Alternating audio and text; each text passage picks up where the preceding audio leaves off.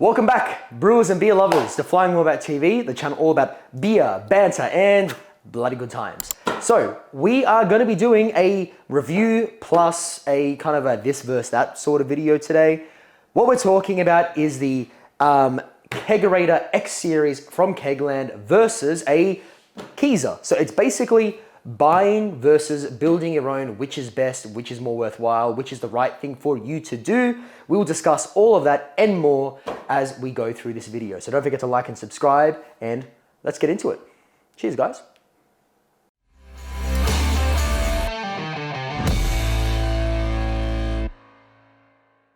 Okay, so let's just start with a quick general chat about what each of these two things are. Basically, a Keezer is a chest freezer that has been converted into a fridge, and then you whack kegs inside it. You whack a taps either on top on a tower font like this. You could have them coming out the side if you build a collar onto it. You got a lot of options there. It's essentially, Keezer is chest freezer with kegs, Keezer. Now, X series Kegerator.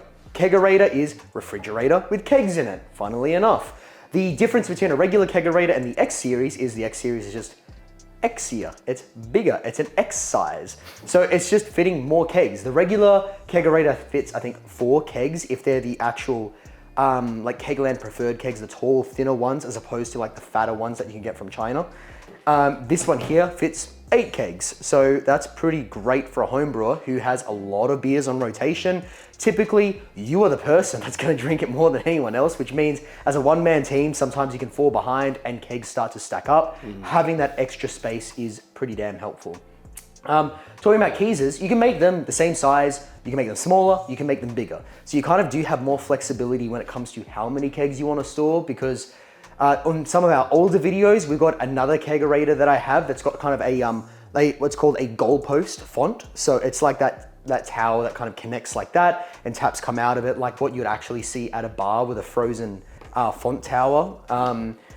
And that one fits 4 kegs. Then I've got another larger one that can fit 7 kegs. And then you can get really big chest freezers that you could fit like 14 kegs into if you really wanted to. So it does kind of give you that more freedom about how large you want the thing to be, as opposed to being restricted to 1 or 2 sizes.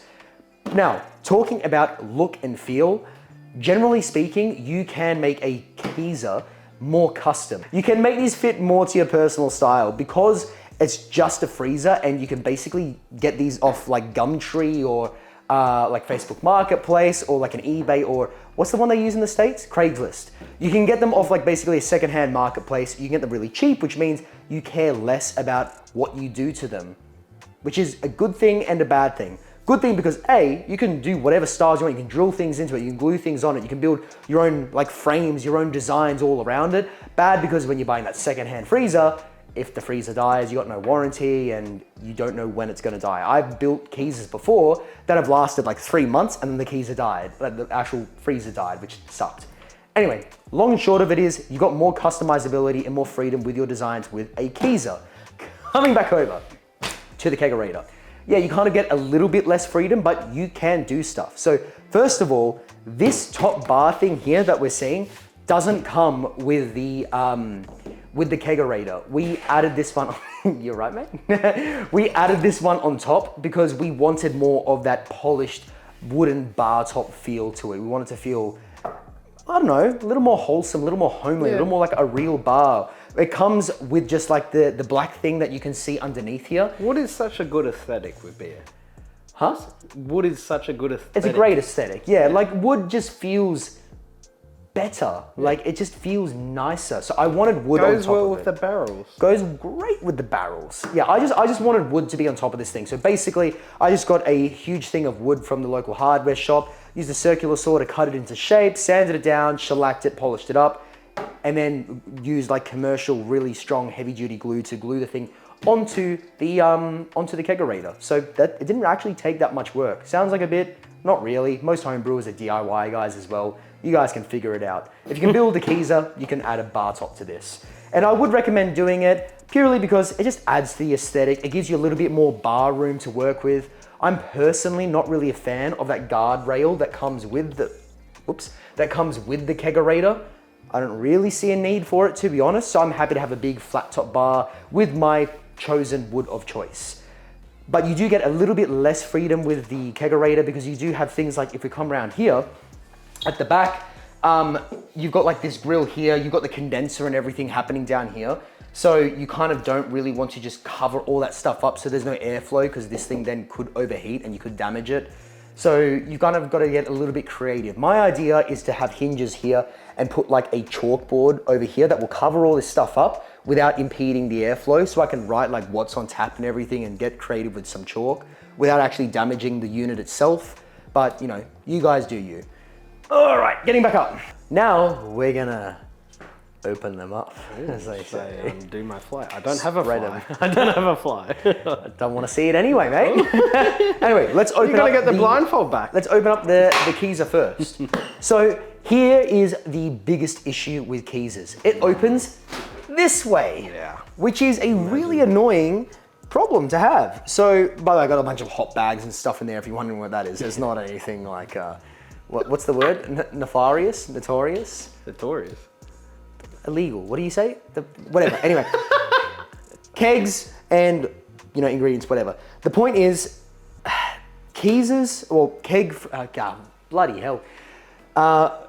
Freezers. How many beers have you had, mate? Too many. Freezers are not built to hold kegs, which means they always have that little ledge. So if you look over this side, over here, over here, this one is a little 9.5 liter keg. The reason that has to be there is because freezers always have that ledge inside on one side of the freezer where the condenser is sitting inside underneath, because they're not built to hold these things.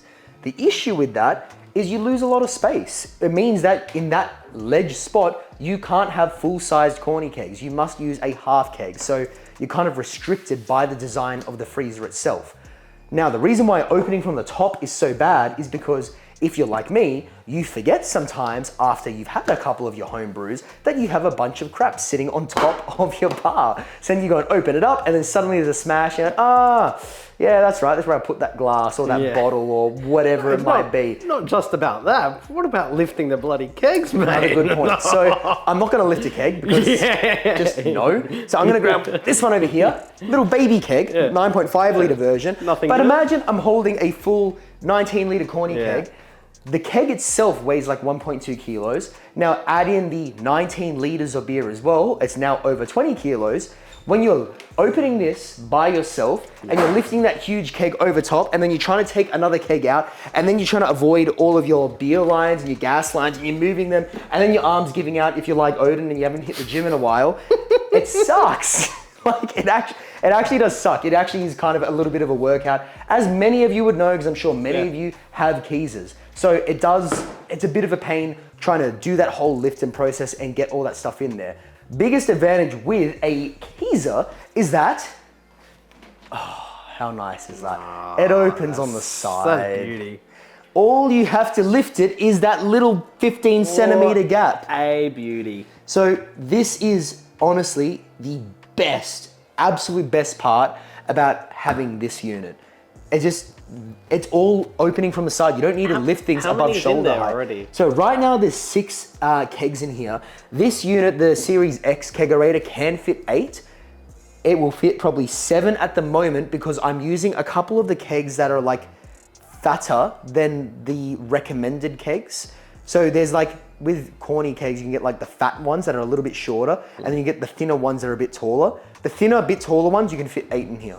Nice. With the fatter ones, you can fit 6. So I need to swap out some of my kegs. Kegland, send me kegs. Give me kegs. We remember that comment. We remember that comment. You recommended kegs. Anyway, so does kegs. So you can fit 8 kegs in here when you have the appropriate style of keg. And it is just so nice being able to pull things in and out of the side without having to lift them over shoulder height. I'm a young man. I consider myself a relatively fit man. I can deal with it, but especially when you get, older generations of brewers and they're in their 50s and 60s and stuff, it's hard. It's hard lifting shit over shoulder height, and it kind of can get dangerous. And like, if you start to drop the keg and the beer lines are in the way, then you accidentally drop it on a beer line, and then your coupler, your beer connector rips off, and then beer starts going.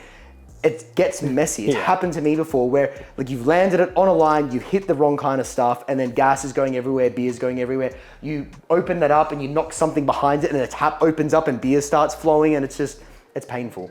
Being able to open from the side, massive advantage. Crazy. Coupled with the fact that it's actually a very, very efficient machine.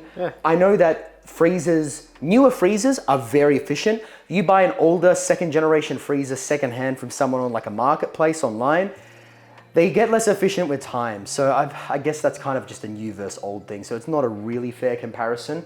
In terms of ease of use though, with a freezer, you have to add something like this to be able to regulate the temperature.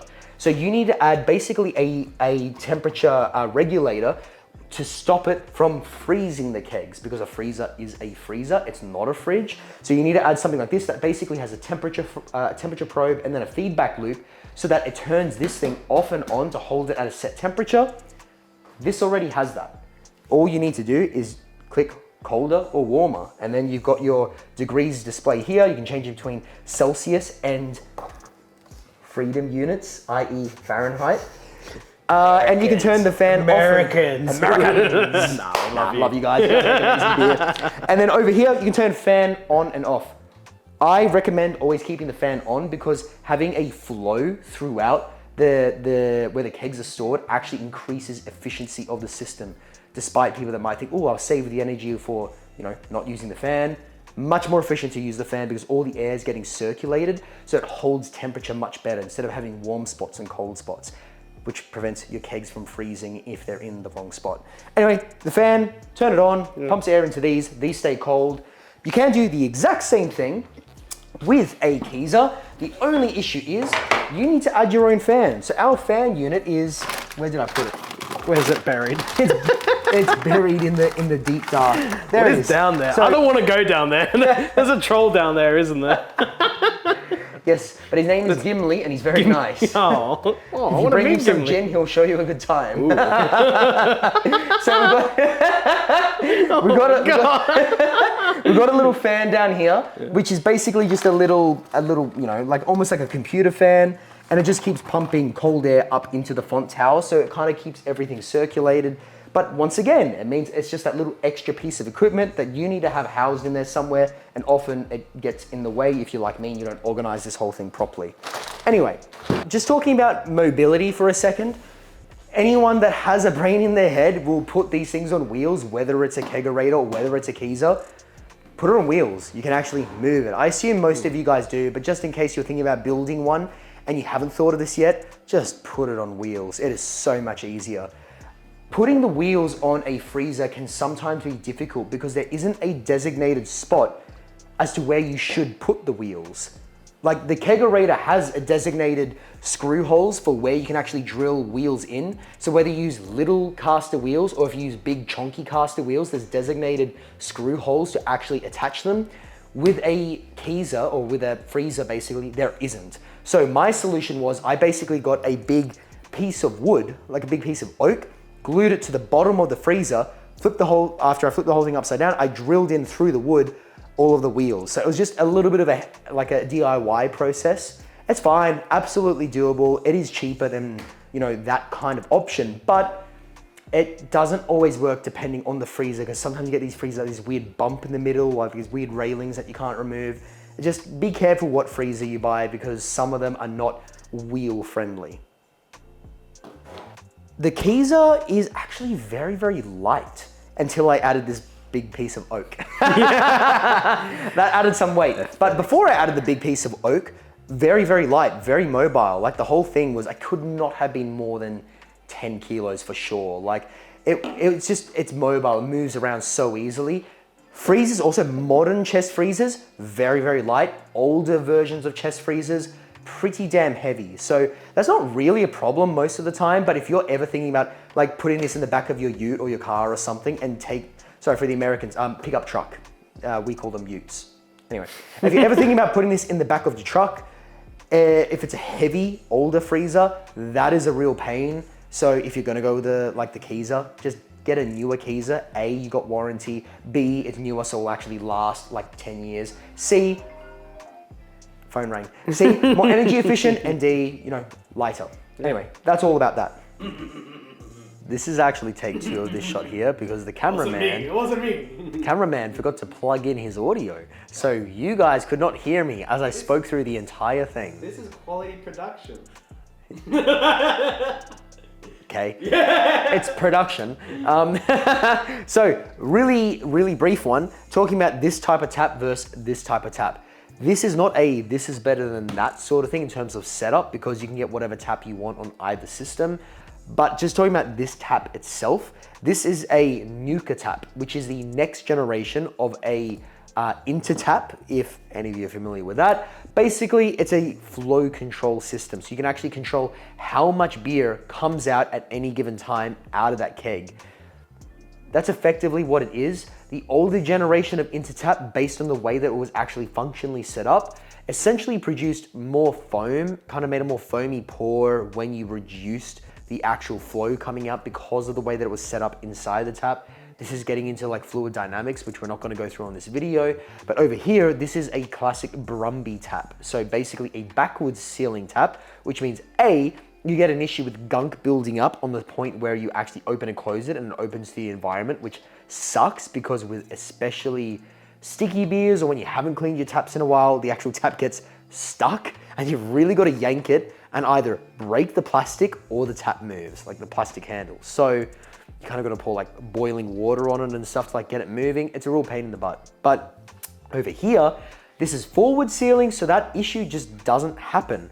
And it looks stylish, it looks slick. It's got this weird bump in the middle, which I didn't understand at first until I started researching on this. And then I was like, you know what? That's kind of cool. Basically inside this tap, there's this little like bomb looking thing, like, you know, from olden day planes back in the 30s that they drop a bomb and it's like this, like, you know, on Wile E. Coyote, and it's like that sort of shape. No one knows. Like butt plug sort of shape, basically. There's a butt plug inside here, and that butt plug helps with the flow rate of this beer in a way that doesn't make it foam up too much. So if we wanted to really reduce the flow rate, for example, this is full flow, this is really small flow. Whoops, I just spilled beer. You can adjust this and you're not gonna produce a whole bunch of foam when you change it around, which is like freaking awesome as a home brewer. You're gonna have things on different pressures and stuff, and you're not gonna make super foamy beers depending on what style the beer is. That's pretty damn cool. This was meant to be quick, it wasn't that quick, but you know, nukataps are pretty awesome. So any questions, drop a comment below. Okay, talking price. Look, the long and short of it is this is cheaper, this is more expensive. That's the simplest way to put it. But if we're talking about a Keezer, there's so many variables, because if you're talking about if some mate gives you their old chest freezer for free and then you're just doing a bit of DIY stuff, you could probably build one for a couple $100. The most expensive part out of that will be the actual taps. And you don't need a tower, you don't need a fan inside it.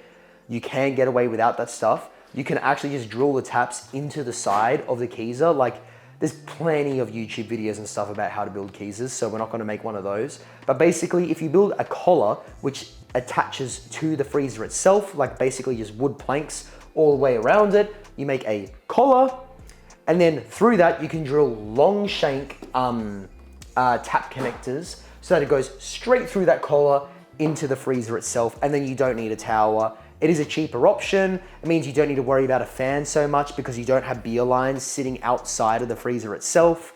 And sometimes they can actually look pretty damn cool. So that's absolutely available, which means that you can build one of these things for a couple $100.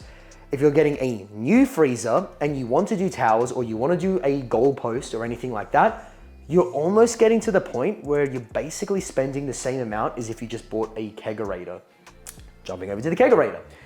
You can also get these secondhand. There are people that sell these on various online marketplaces. So you could pick up one at say 70 cents on the dollar, in which case it is kind of comparative pricing, especially if you're buying a new freezer in the first place for the Keezer.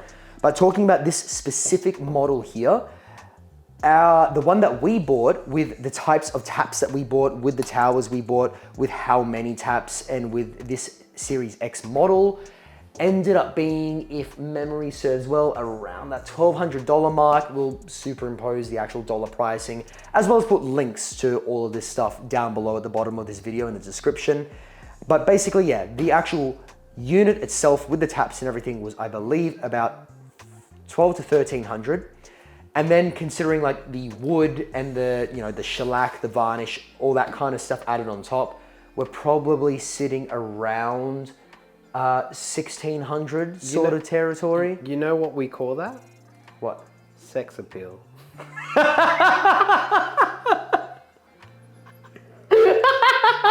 Take a sip. Let's move on. Let's move on. Things like this thing here don't come with it. We bought that extra because I like having a stainless steel drip tray.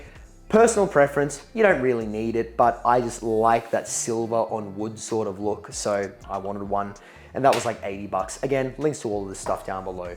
But ultimately, in terms of price, for something exactly like the one that we got right here, with this included, you're probably looking around 1700.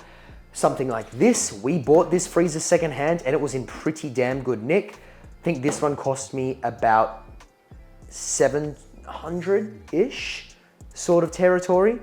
But this one only fits 2.5 kegs, 2 full size, 1 half size. This one fits 8 full kegs. So if you're looking at mad difference. If you're looking at value, like, well, I guess what's the right word for it? Cost efficiency or value for the whole thing. Basically you times that by 4 and it fits. Or times it by, 4? 4, yeah. Well, 3, including the halves, but they're halves, so it's like you need that type of keg. Yeah. Anyway, the long and short of it is, this one in terms of total value is kind of more efficient in the long run. This one is much easier to get going, especially if you're new to home brewing and you don't really know how into the hobby you're gonna get. This is kind of a better option. And if just turn around, Odin, flip around that way. Oh, yeah, whichever way. Like we've got a lot of we got some fermenters, right? Yeah, and like if you scroll around the whole brewery, like, there's a lot of very expensive stuff in This here. is not going to end anytime soon. You're full. You're all in. So the point is that I got sucked into the hobby and I went really far. So He's in too deep. So I'm kind of in so deep that I'm like, I will just spend more now because I like it. Yeah. It's shiny, it's cool, it's new, cool. I want it. Versus if you're new to the hobby and you don't really know how many dollars you want to spend, you don't know how much your missus is going to let you get away with, then maybe going to Keezer is the smarter option because you might get less divorces out there. So, You're not married yet. Not yet. No. He's married to the beer. Married to the beer. So look, the long and short of it, guys, is I can't tell you which one is the better option for you.